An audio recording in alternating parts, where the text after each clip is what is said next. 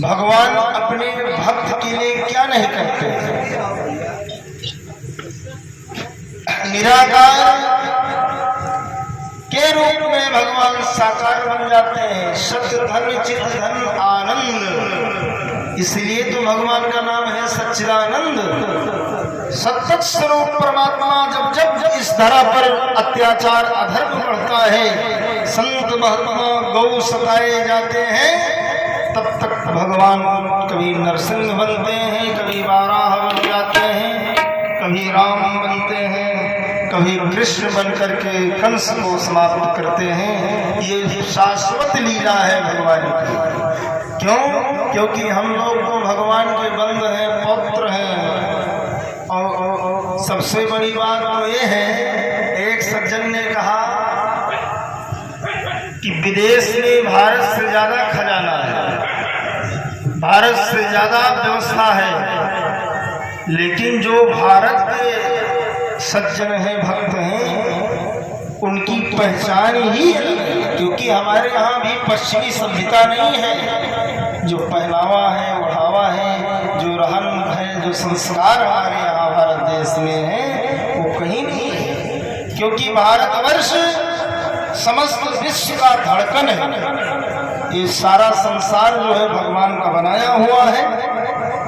तो धड़कन क्यों कहा? देखिए, शरीर में सबसे कीमती अंग क्या है? बोलिए। आँख है, मुख है, नाक है। सबसे कीमती शरीर में दिल है, दिल, धड़कन जिसको बोलते हैं। हाथ नहीं रहेगा तो शरीर जीवित रहेगा, आँख नहीं रहेगा तो शरीर रहेगा, लेकिन दिल की धड़कन अगर रुक गई तब तो सीताराम नाम सत्य हो जाएगा। तो भारत देश क्या है? एक धड़कन है, सबसे कीमती है। क्यों है? क्योंकि भारतवर्ष में ही गंगा, यमुना, सरस्वती, नर्मदा, सिंधु, कावेरी, काशी, अवंतिका, हिमालय, हमारे भारत देश में राम कृष्ण भगवान का अवतार हुआ है, विदेश में नहीं हुआ है। इसलिए भारतवर्ष समस्त विश्व का गुरु है, विश्व गुरु है, इसमें संदेह नहीं है। तो भगवान शाश्वत है, समस्त जीवों के ऊपर कृपा करने वाले हैं। राक्षस कुल में जब इंद्र ने भगवान श्री परीक्षित जी महाराज सुखदेव से प्रश्न किया, महाराज जी मैंने सुना है परमात्मा देवताओं की रक्षा करते हैं, देवताओं को मानते हैं, राक्षसों को मार देते हैं। कहा ऐसी कोई बात नहीं है, भगवान तो हमेशा सबको अपनाते हैं। कर्म से आदमी देवता है, कर्म से राक्षस है। इसलिए तो भगवान तो सबके हैं। तो प्रहलाद का चरित्र हम लोग श्रवण कर रहे थे। तो प्रहलाद जी ने अपने विद्यालय में, स्कूल में समस्त राक्षस कुमारों को भगवान का भक्त बना दिया। जो राक्षस कुमार थे उनको भी राम नाम साबुन में स्नान कराने लग गए, राम नाम साबुन लगाने लग गए हैं। तो इधर संलावर्त जो शुक्राचार्य के बेटे हैं, हिरण्याकश्यप के पास आ गए। कहा, ये महाराज जी हमारा कोई गलती नहीं देना, ये तुम्हारा बालक हमारे बस में नहीं है। उसकी क्या कहे, तो समस्त राक्षस कुमार को ही भगवान का भक्त बना दिया है। तो कौमार आचार्य प्राज्ञो धर्मान भगवावृतानि दुर्लभम मानुषं जन्म तदव्याधिर्मार्थप्रदम्। सिखा दिया, पढ़ो रे भैया। विद्यालय में जो राक्षसी विद्या पढ़ने वाले कुमार, राक्षस कुमार, उनको प्रहलाद जी ने क्या सिखा दिया? भगवान की भक्ति सूत्र सिखा दिया। नौभा भक्ति पढ़ो रे भैया, बाल मुकुंद मुरारी।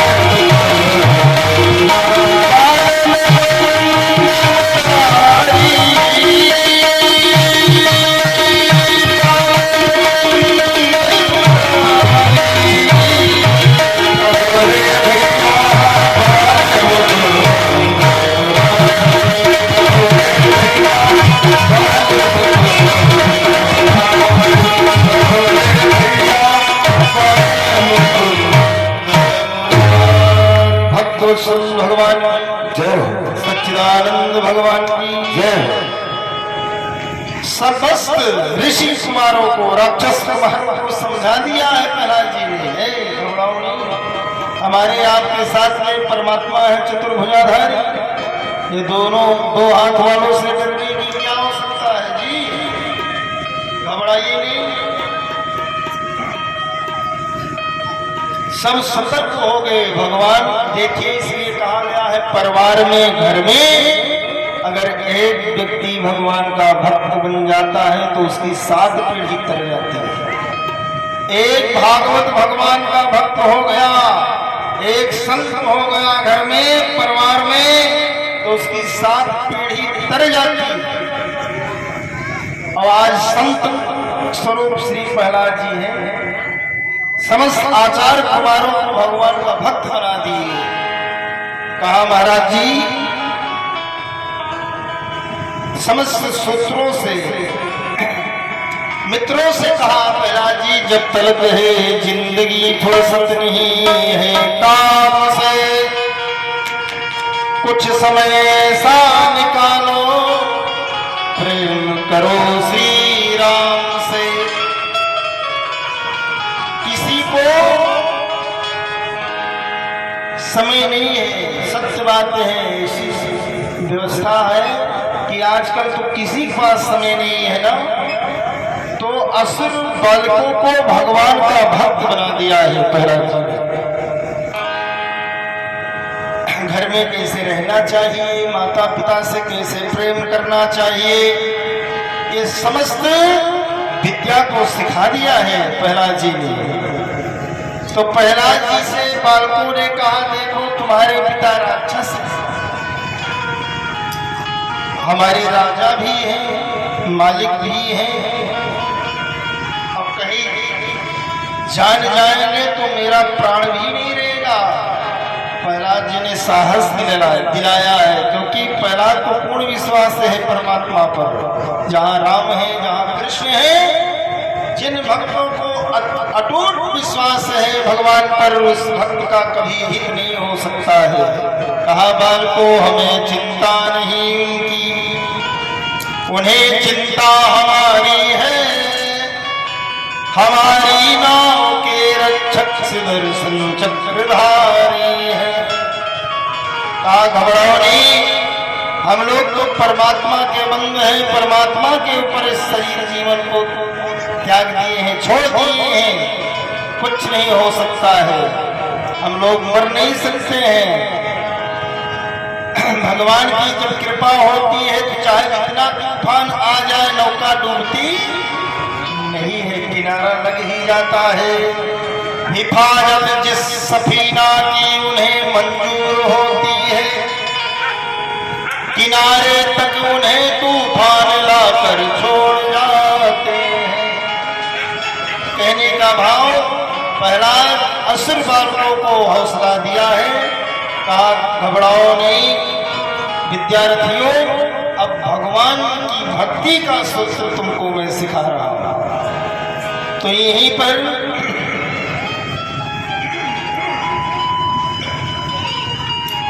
प्रहलाद जी समस्त बालकों को, असुर बालकों को भगवान का भक्त बना दिया।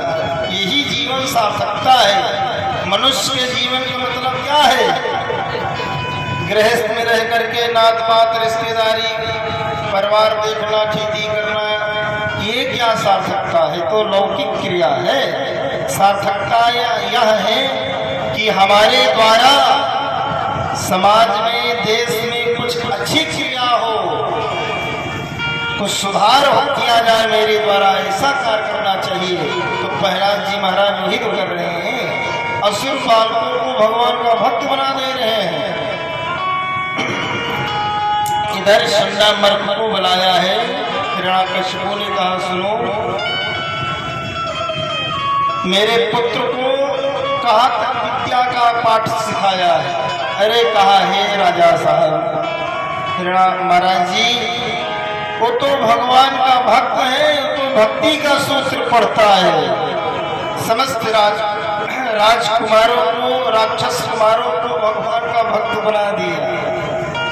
अब तो लाल पीला हो गया। हिरण्याकश्यप को कहा तुम्हारी नौकरी समाप्त नहीं, तुम्ही को समाप्त कर दूंगा। ये कौन सी बात बता रहे हो? कहा नहीं महाराज, हमारे मान का नहीं है, मैंने बहुत प्रयास किया, मेरा प्रयास असफल है। बुलाया पर तो बुलाया, हिरण्याकश्यप का इधर आओ। गए हैं, कहा बताइए पिताजी। कहा क्या पढ़े हो? तो प्रहलाद जी पिताजी से कहते हैं स्वरम कीर्तनम विष्णु स्मरणम पाद सेवनम अर्चनम मंदनम दास्यम सत्वात्म निवेदनम। नवधा भक्ति सुना डाला है प्रहलाद जी ने। कहते हैं पिताजी जिनके हृदय में केशव नहीं है वे सौ के समान है, मुर्दे के समान है।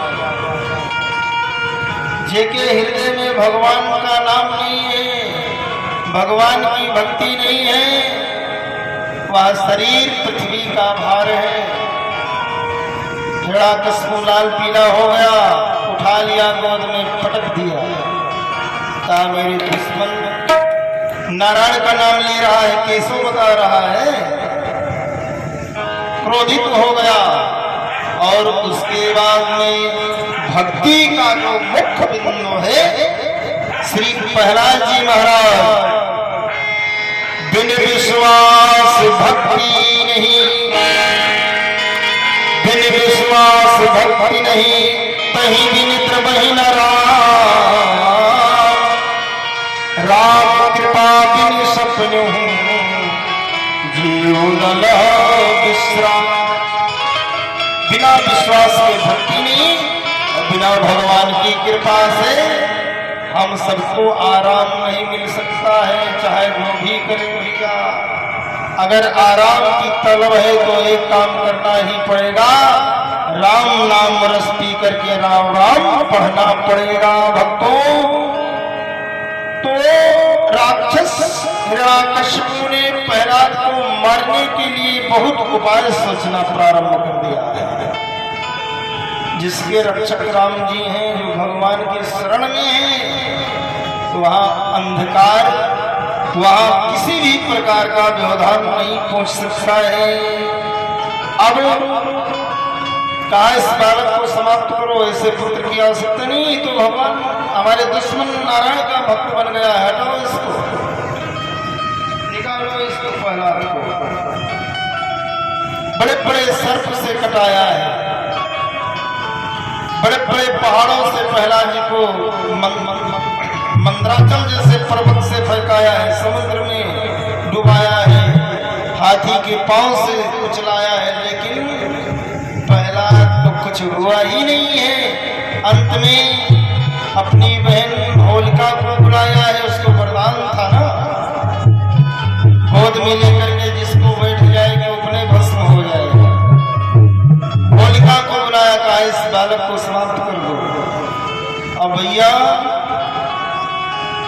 बुआ जी जल गई, प्रहलाद जी वैसे थे, हाँ हाड़ मास सब उनकी जल गई, प्रहलाद जिसको कुछ नहीं हुआ। तब तो हिरण्यकश्यप घबराने लगा है, कहा इसके अंदर क्या ऐसी शक्ति है, क्या है कि मर नहीं रहा है, इसकी मृत्यु नहीं हो रही है। तो जिस पर भगवान की कृपा हो जाती है, उसका कुछ बिगाड़ने वाला संसारी में कोई भी साधन नहीं है, कोई भी क्रिया नहीं है भक्तों, क्योंकि भगवान से अति स्नेह प्रेम है।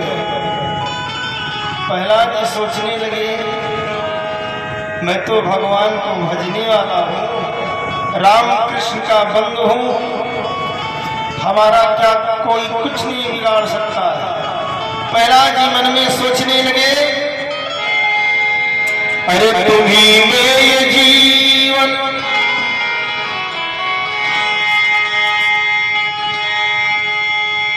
तुम्ही में ये जीवन जिए जा रहा हो, जो कुछ दे रहे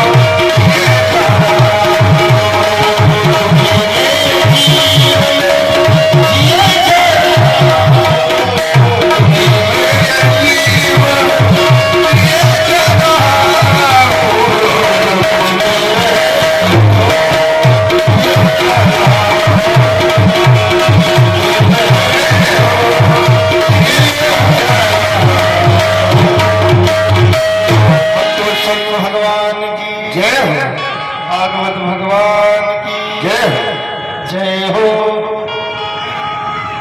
प्रहलाद जी ने सोचा ये तो जीवन नारायण आप में ही है, समर्पित है। अब सत्य और असत्य का विचार मेरे पिता में नहीं है कि सत्य क्या है असत्य क्या है। जो असत्य है उसको सत्य मान बैठा है कि मैं ही परमात्मा हूँ, नारायण हूँ, है ना। असुर है ना, राक्षस। जो असुर होते हैं, जो राक्षस प्रवृत्तियां जिनके अंदर होती है, वो किसी को नहीं मानते। भक्ति और भगवान की कथा से बहुत दूर परे रहते हैं, यहाँ नहीं आएंगे। यहाँ तो वही जीव आता है जिसको भगवान बुलाते हैं, पूर्व जन्म का कुछ पूर्ण उदय होता है ना, तो वही जीव आता है। भाग्यो उदयन बहुजन्म समर्जितेन सत्संगमम च लभते पुरुषो यदा, वही जीव यहाँ आता है जिसको भगवान बुलाते हैं। अब प्रहलाद जी महाराज को मारने के लिए हिरण्यकशिपु ने अनेक प्रयास किया, मरे नहीं। तो कहा बताओ तुम्हारे भगवान है कहाँ, किसको तू पूजता है, किसको हृदय से प्यार करता है, बोलो। प्रहलाद जी ने कहा हमारे भगवान ईशावास मिदम सर्वम, सब जगह है, हर व्यापक सर्वत्र समाना, प्रेम से प्रकट हो ही मैं जाना। जब हिरण्यकशिपु ने प्रहलाद के ऊपर प्रहार करने को सोचा है, कहा इस निर्जीव खंभे में भी भगवान है। प्रहलाद जी ने कहा अवश्य इसमें भी भगवान है। कहा गगड़ गड़गड़ानो खम्भ फाटो चरचरानो, निगसो नरनाहर को रूप यत भयानो है। गगड़ गड़गड़ानो दसन जीभ भल भला पायो, चीतवत सरोज मानो अंग जात खानो है। निरख रूप नरसिंह को असुर सकल भय भी, मन ही मन पछताए अब भयो काल बिखरे। अब एक गदा मारा है। प्रहलाद ने कहा पिताजी इसने भी भगवान है, बस गदा का प्रहार कर दिया है। कहा मेरा दुश्मन इसने भी है, बस भैया नरसिंह भगवान का प्रादुर्भाव, नरसिंह भगवान की। उस भयानक स्वरूप को देख करके हिरण्यकशिपु डर गया है। कहा रे ये तो भयानक स्वरूप है, शरीर है हमसे भी बड़ा है, पूरा शरीर मनुष्य का है, मुख शेर का है। अब डर गया, सोचने लगा सृष्टि के विपरीत है, ये जो ब्रह्मा जी ने सृष्टि किया है इसके तो विपरीत है। वरदान हमने मांगा है लेकिन ये तो आधा मनुष्य आधा जानवर है। डर गया, नरसिंह भगवान को देख करके बड़ी दूर भगा है। भगवान ने सर्वप्रथम प्रहलाद के पास गए हैं। प्रहलाद तो जैसे गैया ना अपने बछड़े को चाटती है, भगवान ने दुलार करना प्रारंभ कर दिया। इसलिए भगवान का नाम क्या है, भक्त वत्सल। प्रभु का भाव और वत्सलता दोनों गुण हो गया है, बढ़ गया है, चाटने लगे हैं प्रहलाद जी को।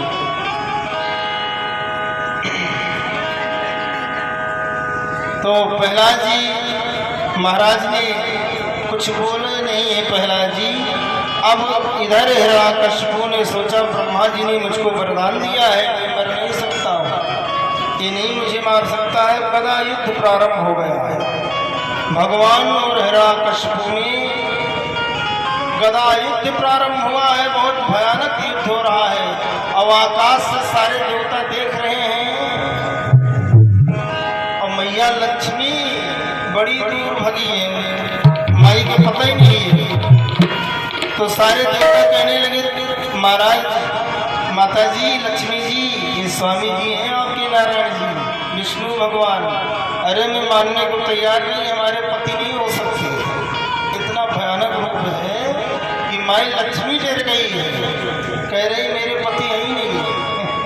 हाँ, सारे देवता स्वरूप को देख करके आश्चर्यचकित हैं।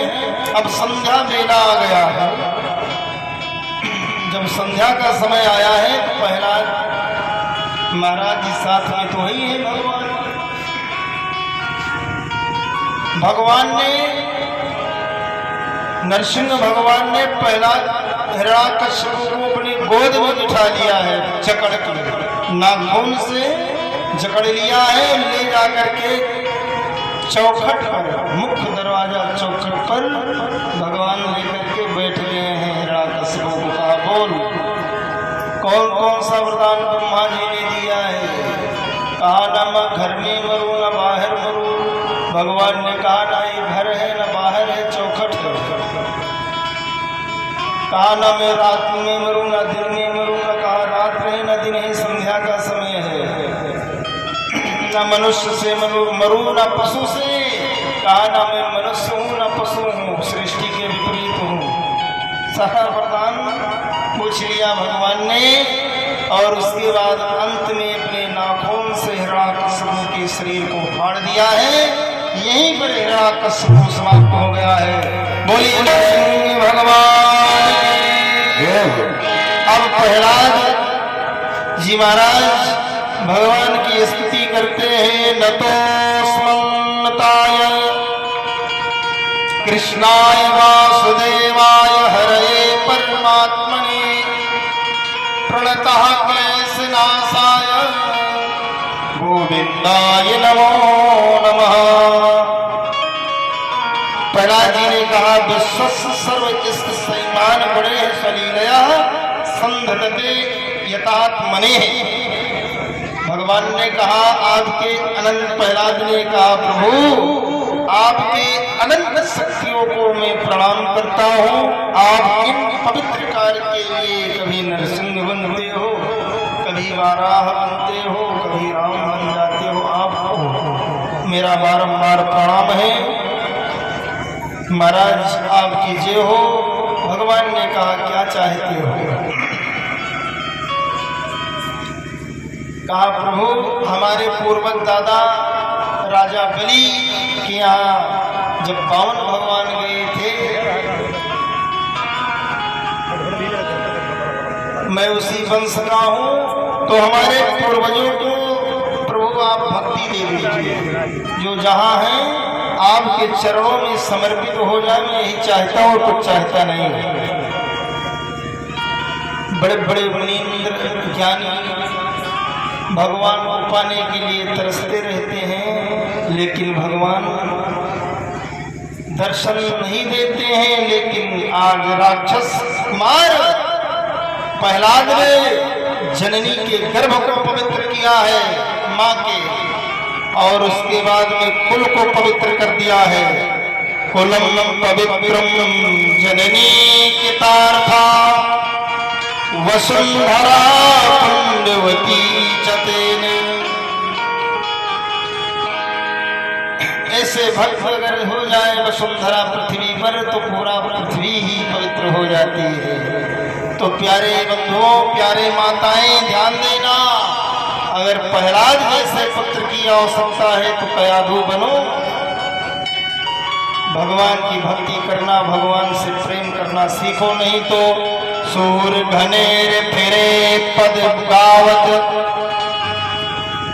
पै पद सूर सुस्वाद कहा है। बहुताल मजीर बजा के फिरे, मेरा वाली मतवाली सिचाह कहा है। सिया राम कथा कितनों ने लिखी, तुलसी जैसी मर्याद कहा है। नरसिंह बसे हर खंभन में, पर गाहन को प्रहलाद कहा।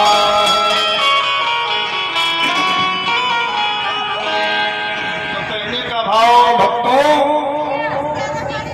सब जगह भगवान व्यापक रूप में है, लेकिन प्रहलाद बनना ही पड़ेगा।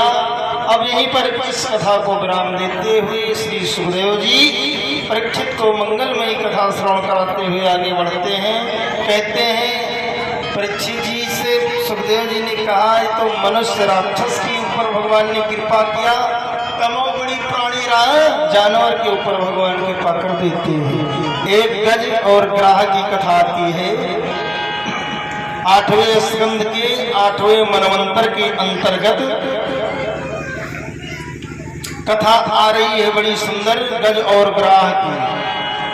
कहते हैं सुखदेव जी, आसीद गिरवरो राजम स्त्रुकूटित विश्रुताः क्षीरोधेन पिता श्रीमान्यो जनायुध सुरसुत्राः। राजन क्षीर सागर से घिरा हुआ एक त्रिकूट नामक पर्वत था। उसी पर्वत की तलहटी में एक गज रहता, अपने परिवार वर्गों के साथ में, पत्नियों के साथ में, पुत्रों के साथ में गज रहता था, जिसको 10,000 हाथियों का बल था, इतना बलशाली था। तो एक दिन अपने परिवार के साथ में स्नान करने गया है, कहाँ? एक सरोवर में, और उसी में एक ग्राह रहता है। तो जैसे भाई हम लोग, हमारे यहाँ के छोटे छोटे बच्चे होते हैं, कहीं स्नान कराते हैं तो जल छोड़ते हैं तो बड़ा आनंदित तो होते हैं बच्चे ना। तो अपने सूंड से गजराज अपने बच्चों को स्नान करा रहा था। तो सोचा मैं गहरे में चलता हूँ, वहाँ और स्वच्छ जल मिलेगा। अंदर गया है, और जैसे ही अंदर गया है, बस भैया उसमें एक ग्राह था। ग्राह ने गज के पांव को जकड़ लिया, अपने मुख से भर लिया। तब तो भैया देखा, गजराज ने कहा, है तो मेरे पैर को जकड़ लिया है, अब इससे कैसे छुटकारा मिलेगा। बहुत प्रयास किया है, लेकिन वो जलचर पानी में रहने वाला जो जलचर होता है, उसकी ताकत पानी में भी कम नहीं होगी। और जमीन में रहने वाला हाथी, बहुत दिनों तक युद्ध हुआ है। तब सारी जो उसकी पत्नियां थी, पुत्र थे, बेटियां थी, कहने लगे, सुनो, अब तो आपका शरीर बचने वाला नहीं है, और हम सब भी आपके साथ लगता है समाप्त हो जाएंगे, इसलिए हम लोग जा रहे हैं। गजराज ने कहा, देखो कितना स्वार्थी संसार है। अभी हमारी पत्नी ऐसी बोल रही है, बच्चे बोल रहे हैं, क्योंकि स्वार्थ रत संसार की यही पुरातन रीत। सुख में सब आन बने, दुख में बने नमीत। सुख रहेगा, पैसा रहेगा, धन रहेगा तो अनेक मिल जाएंगे मित्र, लेकिन भैया अगर कुछ नहीं है, माल टालना सब बेकार ही है, कुछ नहीं रहता, कोई साथ नहीं देता। गजराज ने कहा, जाओ। अब यहीं पर बैराग आ गया है। जब कोई कार्य हम लोग करते हैं, कार्य सिद्ध नहीं होता है, बार बार दुख मिलता है, बार बार असफलता मिलता है ना उस कार्य में, तब भगवान आते हैं, याद बैराग मन में आता है, चलो छोड़ो, घर चलते हैं वृंदावन, अयोध्या चलो, ठीक नहीं है, यहाँ नहीं रहेंगे। तो सुख में आन सभय मिली है, बैठत रहत चाहो जिस घेर, विपत पड़ी सबही संग छाड़े, कौन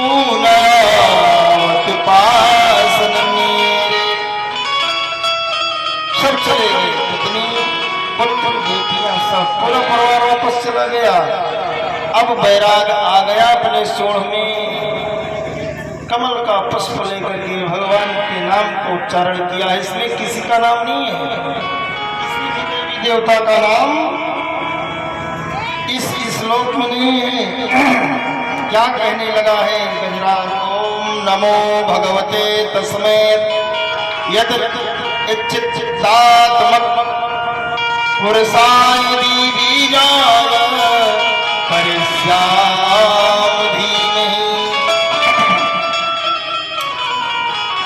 गजराज ने कहा है, जगत के कारण अगर तुम कर्तुम समर्थवान परमात्मा, जगत के मूल कारण, जगत के सृजन करने वाले, पालन करने वाले, संहार करने वाले परमात्मा, मैं आपको उस परम तत्व को प्रणाम करता हूं।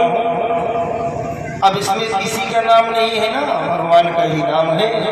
भगवान ने कहा है कौन मुझे बुला रहा है। अब भगवान नंगे पांव विष्णु लोक को छोड़ रहे हैं। सूरदास कहते हैं, पुकार रहा है। एक गज क्या है? गज मन है। और ग्राह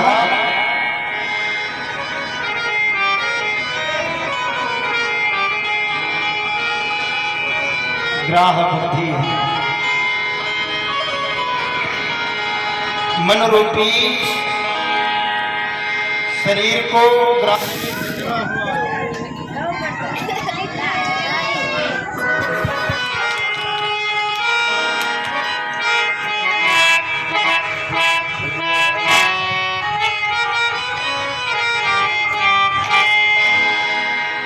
हे गोविंद राखो शरण, अभूत जीवन हारे।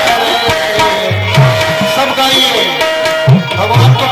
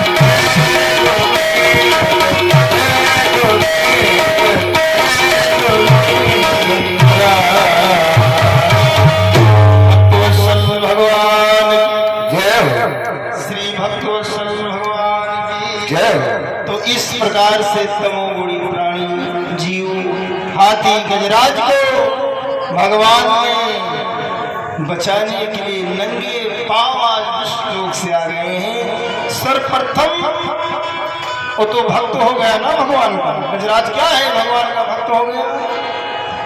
तो जो भक्त के पांव को पकड़ लेता है, जो भक्त भगवान के भक्त से रिश्ता बना लेता है, तो भगवान पहले उसको उद्धार करते हैं।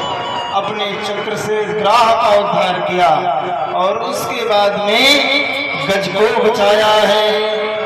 तो कहते हैं महाराज सुखदेव जी से, परीक्षित जी मुझे लगता है कि पूर्व जन्म में कोई विशेष कृपा रही होगी, क्योंकि भगवान उद्धार करने आए हैं ना। एक आवश्यक सूचना है, जो हमारे भैया लोग मंदिर के पीछे हैं, इधर उधर घूम रहे हैं, वो लोग बैठ जाएं, अपने अपने आसन में बैठ जाएं। ये कोई नाच नौटंकी नहीं है, भागवत कथा है, बैठकर सुनना चाहिए। खड़े होकर आप सुनेंगे तो कोई पुण्य नहीं है। इसलिए निवेदन है, हमारे जो बड़े भाई हैं, छोटे भैया हैं, सभी लोगों से निवेदन है आप लोग आसन ग्रहण कर लें, इधर उधर ना घूमें। जय श्री राम। भक्त वत्सल भगवान की जय हो। तो कहते हैं ये जो ग्राह बना था, ये होहू नामक एक गंधर्व था। एक बार देवल ऋषि महर्षि देवल जी स्नान करने सर्व गए थे नदी में। स्नान करके वापस आ रहे थे तो यह गंधर्व का कार्य क्या था, जैसे नौटंकी में जोकर होते हैं, हंसाने का कार्य करते हैं। तो एक गंधर्व देवताओं का गंधर्व सा हंसाने का कार्य किया करता था। बस आ रहे थे देवल जी स्नान करके, बस पीछे से पांव को पकड़ लिया, जकड़ लिया, बस बेचारे अचानक डर गए, गिर गए, वस्त्र सब गंदे हो गए, मिट्टी लग गई। तो पीछे घूम के लगे तो कहा तू कौन है? कहा मैं हो गंधर्व हूँ। तुम्हारा क्या कार्य है? हमारा कार्य है हंसने का, हंसाने का, मजाक करने का। कहा मैं वृद्ध बाबा हूँ, संत हूँ, पूजा करने संध्या करने का समय हो रहा है, अभी स्नान करके मैं आधे रास्ते में आए, फिर स्नान करने जाएंगे, क्या तुम्हें मैं श्राप देता हूँ, तुम्हें ज्यादा पाव पकड़ने की प्रेम है, तुझा गंधर्व हो जा रहा है, ग्राह हो जा। अब श्राप दे दिया। कहा महाराज जी आपने तो श्रापित कर दिया, मेरा यही नियम था। कहा देख भगवान द्वापर के अंत में तुम्हारा उद्धार कर देंगे। इस प्रकार से तो हुआ ग्राह का पूर्व जन्म। अब हाथी का पूर्व जन्म क्या था? हाथी इंद्रदुम्न नाम का राजा था, जो अगस्त ऋषि के द्वारा श्रापित हुआ था। एक बार दुर्वासा जो है ऋषि आ रहे थे, तो यार इंद्रदुम्न नाम का जो राजा था घर से लड़ाई करके मलयावत पर्वत पर बैठा था, दाढ़ी रखाया था, तिलक लगा लिया, जटा था, पीला वस्त्र धारण की करके बैठा था। अगस्त जा रहे थे रास्ते से, प्रणाम नहीं किया, ना दंडौती मारा, ना सीताराम कहा। कहा ये लगता है ये जो बाबा बैठा है ये आश्रम की परंपरा व्यवस्था में नहीं रहा है, नहीं तो दंडौती करता, प्रणाम जरूर करता। पास पहुंचे, कहा कौन है तू? हमको तो लगता है संप्रदाय से बाहर है तू। कहा मैं इंद्रदुम्न नाम का राजा हूँ और मैं संत बन गया हूँ। कहा कोई संत तुम्हारे कोई बुरे नहीं है, संत वाला कैसा संत है? कहा हाथी जैसा बैठा है मत वाला। अगस्त क्रोधित हो गए, क्यों नहीं दंडोती किया, क्यों नहीं प्रणाम किया? जा तो हाथी हो जा, गज बन जा, श्रापित दे, श्राप दे। जो श्राप दे दिया तो रोने लगा। देख समय आने पर तुम्हारा उद्धार भगवान स्वयं नारायण करेंगे, लेकिन तो श्रापित कर ही दिया अगस्त। तो इस प्रकार से भैया ये 8वें स्कंध को यहीं पर विराम करते हुए हम लोग समुद्र देवासुर संग्राम समुद्र मंथन हुआ था, आप लोग जानते हैं कथा को। अब श्री सुखदेव जी परीक्षित जी से कहते हैं भगवान का जन्म भी कराना है ना, इसलिए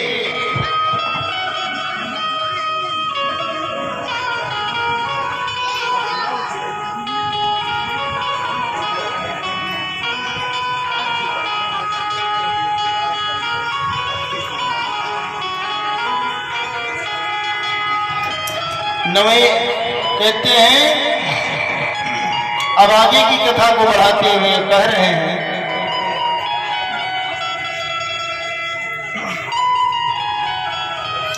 अब संक्षिप्त में सूर्यवंश की कथा श्रवण कराऊंगा। श्री सुखदेव जी कह रहे हैं कि सूर्यवंश में भगवान श्री राम जी आए थे। अगर भगवान की राम जी की भक्ति हम लोग पहले से पुष्ट कर लेंगे तो कृष्ण की भक्ति अपने मिल जाएगी, है ना।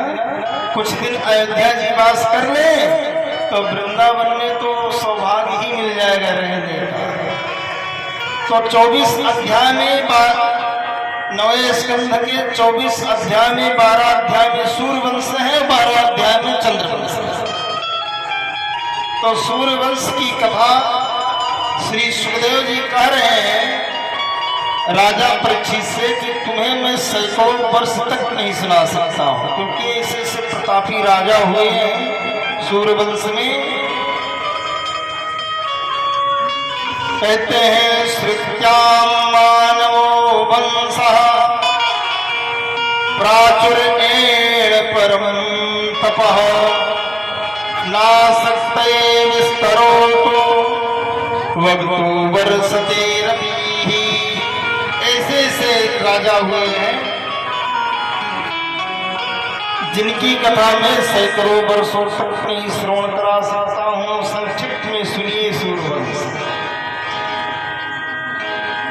कहते हैं भगवान श्री आदि पुरुष अविनाशी नारायण के नाभि कमल से ब्रह्मा जी प्रकट हुए और ब्रह्मा जी के प्रादुर्भाव से मरीचि जी और मरीचि के पुत्र हुए कश्यप जी और कश्यप के बेटा हुए विवस्वान मनु, जिससे सूर्यवंश चला है। और विवस्वान सूर्य के पुत्र हुए श्रद्धा देव मनु, जिनकी पत्नी का नाम था श्रद्धा, जिनके कोई संतान नहीं, ऐसी समस्या बन गई। और सूर्यवंश के गुरु कौन है? वशिष्ठ जी, परम विद्वान है। वशिष्ठ जी प्रार्थना की, वशिष्ठ जी के पास में गए हैं और प्रार्थना करने लगे। इन्हीं के वंश में आगे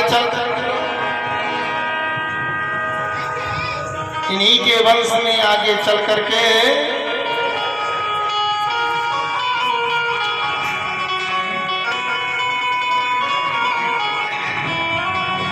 इक्ष्वाकुर्ग सरियाती धृष्टि कर्षी पुरुषो नभग कवि आदि 10 पुत्र हुए और राजा सरियात हुए। सरियात की एक बिटिया एक कन्या हुई जिसका नाम था सुकन्या। राजा सरियात की बिटिया क्या नाम था? सुकन्या। एक बार सरियात बिटिया के साथ जा रहे थे। शमन ऋषि समाधिष्ठ थे। आप लोगों ने देखा होगा दीमक जैसे लग जाता है पेड़ों में ना, ढक लेता है वृक्ष को, धूर जैसा लंबा लंबा, तो उसमें लगता है कि मिट्टी है। तो सुकन्या चवन प्राप्ते पतिम परमो ओपनम प्रेरा सचिदज्ञाः आप्रमोतान वित्तभिः।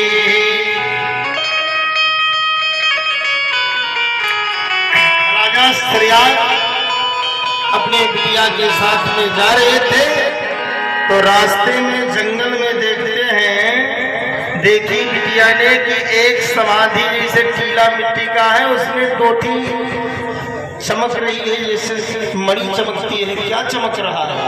आंखें चमक रही थी चमन ऋषि की।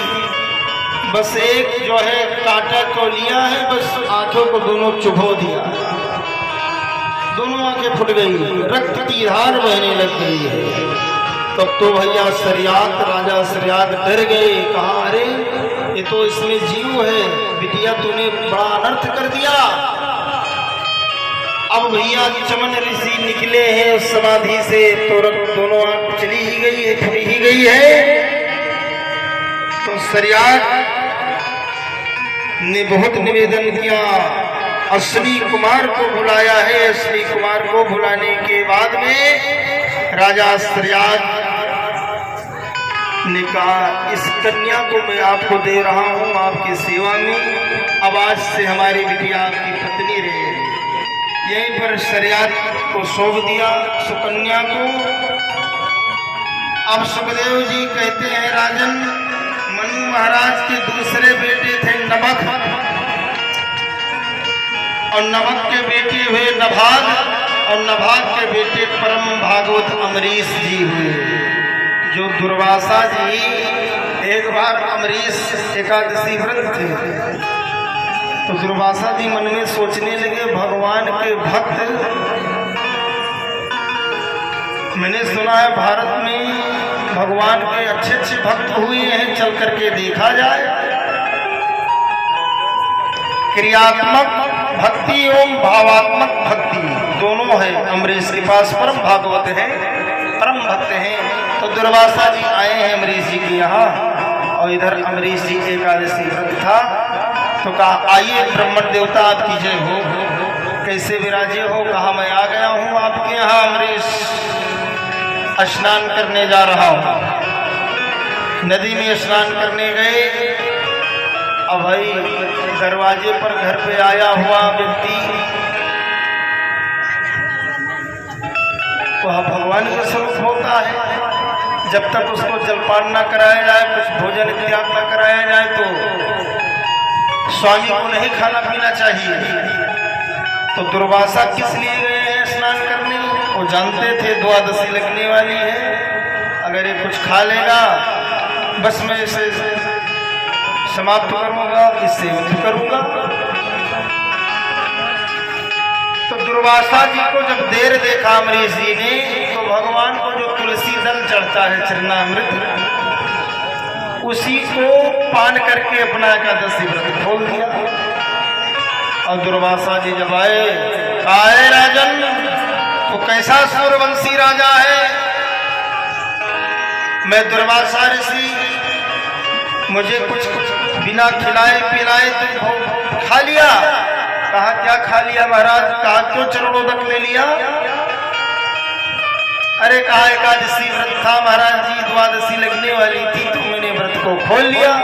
कहा नहीं, तूने बहुत बड़ा अपराध किया, मैं तुम्हारे दरवाजे पे आया, पहले मुझको नहीं कुछ खिलाया पिलाया, तो अपराधी है। बस भैया ये कृत्या को प्रकट कर दिया है दुर्वासा जी। अब कृत्या कहा आदेश दे दिया, कहा इस राजा को समाप्त करो अमरीश को। लेकिन यहाँ पर भक्त की परीक्षा लेने आए हैं। भक्त की परीक्षा एक बार अनुसुईया का ब्रह्मा विष्णु महेश 3 देव आए थे, वो 6 महीने के बालक बन गए थे, है ना। तो इस प्रकार से दुर्वासा की तरफ जैसे कृत्या बढ़ी है, तो भगवान अमरीश की तरफ कृत्या शांत हो गई, उल्टा दुर्वासा को ही मारने के लिए तैनात हो गई।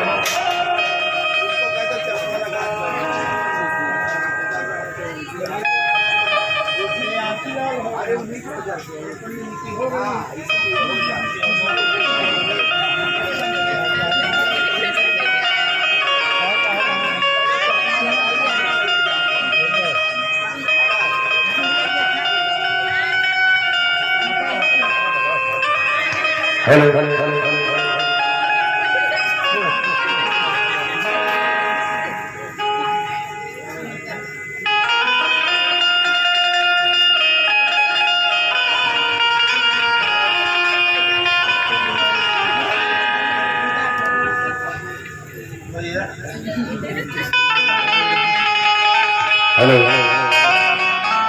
तो वह जो